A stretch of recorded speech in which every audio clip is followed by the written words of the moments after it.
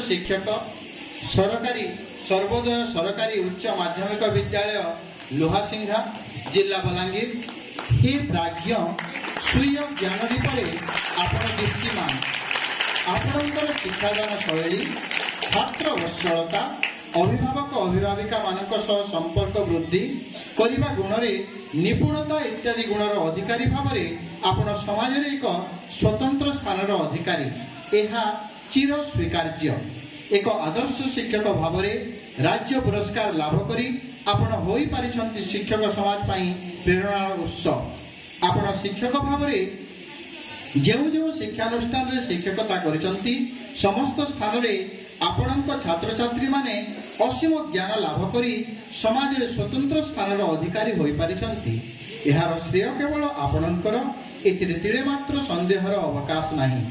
जीवन संग्रामर बहुघात प्रतिघात मध्य सविता भली जली जली अन्य मानक आलोकित करिसंती आपण शिक्षा को केवल शिक्षकता मध्य सीमित न रखी बरं एहार विकास एवं सामाजिक मूल्यबोध वृद्धि उपरे चिर जीवन प्रयासरत रहिसंती।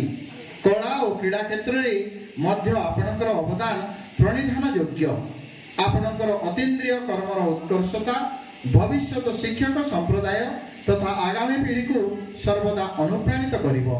इतिमध्ये आपण शिक्षकता जीवन में पदोन्नति प्राप्त हुई जुरिया उच्च प्राथमिक विद्यालय प्रधान शिक्षक भाव दायित्व ग्रहण करिसंती।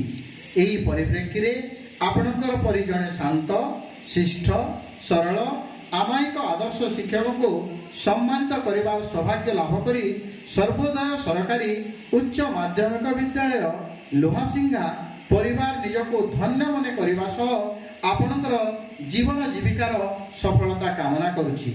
आपण आहुरी यशस्वी हुअन्तु एही कामना सह श्रीयुक्त राधाकांत सुवार अध्यक्ष सर्वोदय सरकारी उच्च माध्यमिक विद्यालय लुहासिंघा जिला बलांगीर।